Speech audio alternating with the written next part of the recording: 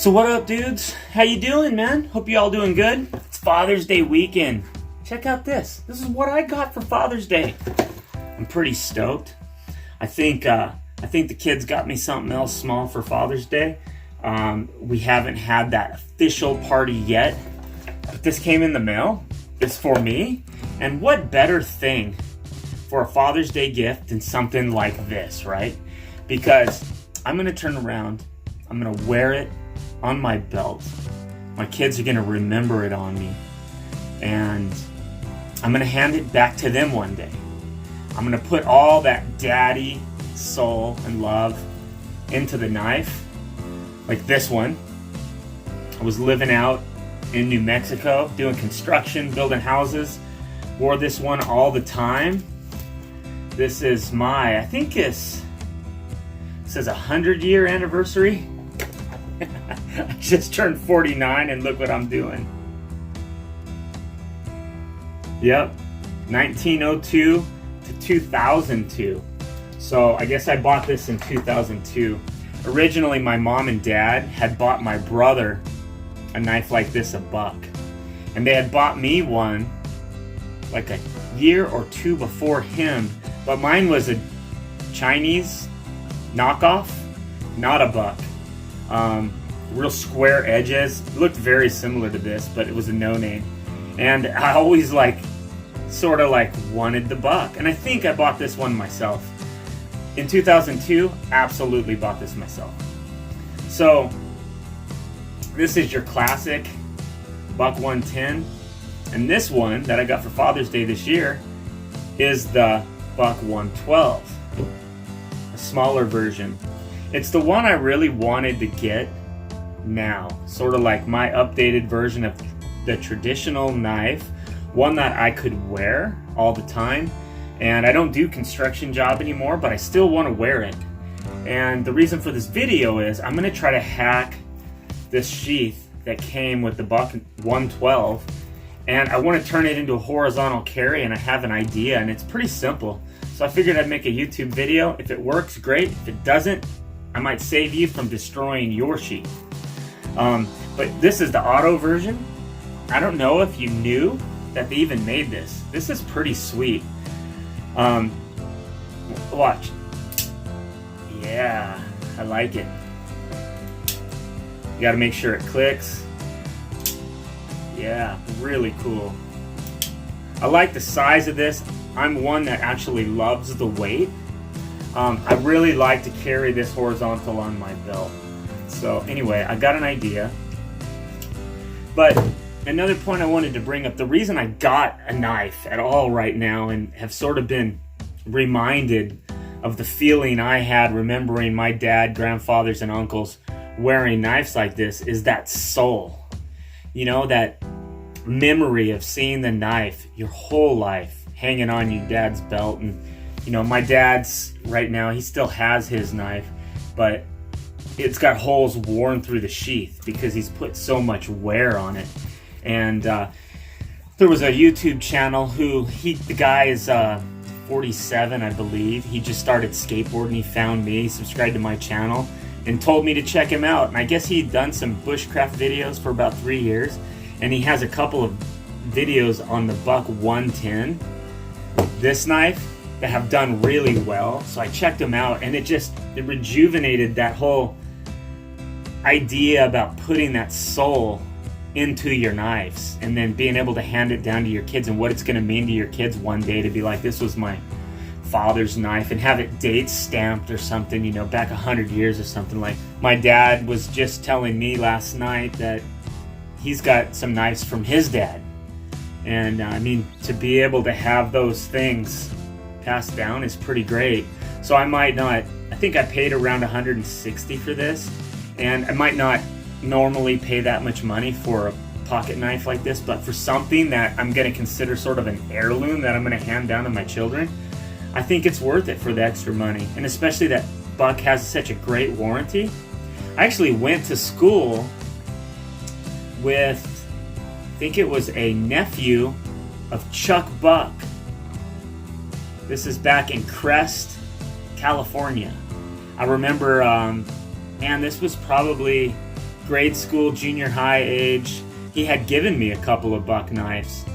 And so I don't know if that name means anything to anybody. I think he was like a relative somehow. I don't know. Chuck Buck. Chuck Buck was his name. I don't remember the kid's name I went to school with. It's been so long ago, but I really dig this knife. So anyway, for you guys subscribe to my channel, I'm going to leave a link below to Eric. He calls himself 1972 Woodsman was his channel, and I believe now it's 1972 Factotum Journal. And I'm going to leave a link below to Eric. He's been setting up some pretty cool old school boards. He's sort of a slappy, street skate kind of dude, and he just got started. Maybe only had 2 or 3 sessions yet, but he's hooked on skateboarding. So you guys could do me a favor if you go check out his channel. Maybe subscribe to him if you like what you see. His channel's taken a little bit of a hit recently because he got sort of out of bushcraft, and he's sharing more, and he does like some live streams talking about skateboarding and skateboarding gear, and I totally get into it. Like I like it coming on in the morning when I'm having my coffee. He's having his coffee and he's talking about skateboarding. It's pretty rad. So I'm going to put it out there in case you guys like it too. So check him out down in the link below. So my idea is, with this knife, they put like an extra layer of leather right in there. And I believe it's to be thick enough that this trigger isn't initiated and your blade like breaks free, right? So if that button got pushed and it's in the sheath and you pulled it out, it could just release the blade. So I think Buck's idea with that double thickness there was to keep that button from being depressed. I could see it being a possible risk when I do what I want to do to this sheath so that I like it better. But what I'm going to try to do is cut this off. Where's my belt? Let me show you.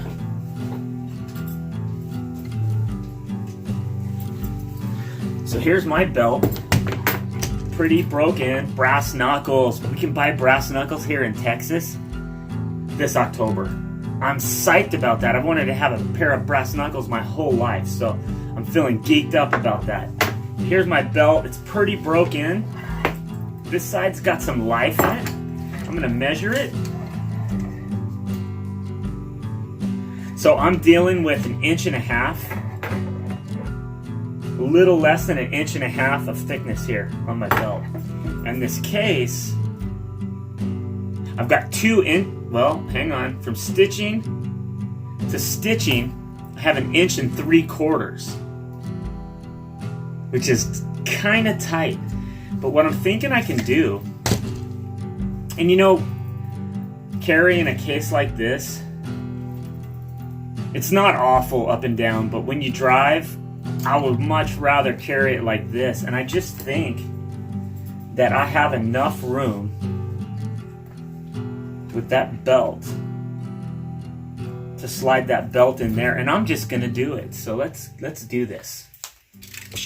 Look at that. Looks like I had burned the tip, probably because I did some surgery on myself. Yikes. So I'm gonna cut this. This better work now, right? Because I just ruined the sheath.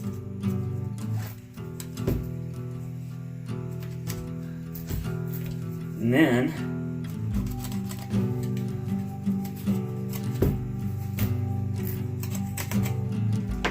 all right, let's pull this blade out. Button this up. Now what I'm gonna do is I got me a white pencil, and I'm gonna make 2 slits. Let's see if I go on this seam here,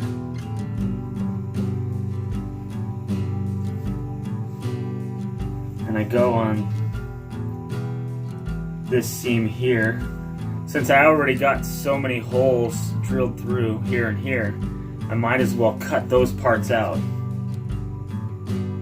Now I don't have any leather working tools yet. I'm sort of having an interest in doing some sheaths and maybe even making some skateboard related products. I'm just one of those guys that thinks I can rethink and retool and, you know, come up with some better ideas. Now I'm not even sure about how to cut this, but that's kind of what I'm going to try to do, is just put this blade in. Why not use this? I was going to use that machine there, that lathe, but I think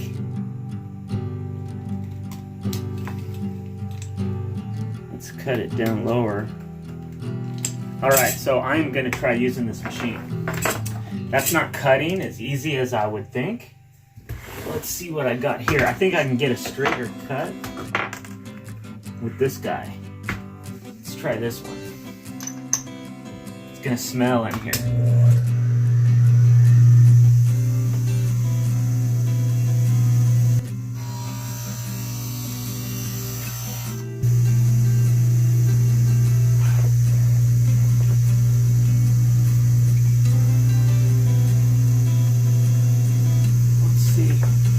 The knife fits.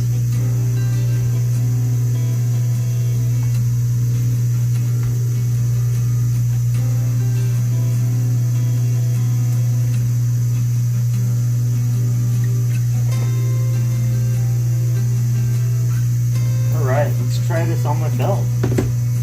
So you can see what I did there. I just cut down the stitching. Let's see how that works.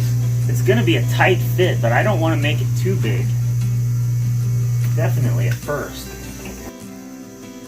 So I'm going to put it through here. And what you do is you just push it down. Get it through.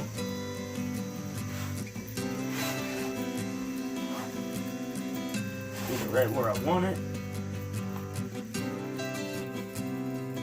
I don't want to slide the other side of that belt through there. So I'll just let it hang for now. We'll see what I got here.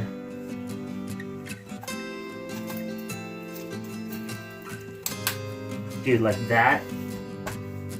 I don't even know I have it on there. Nice. Like honestly, that's a pretty good carry right there. Good.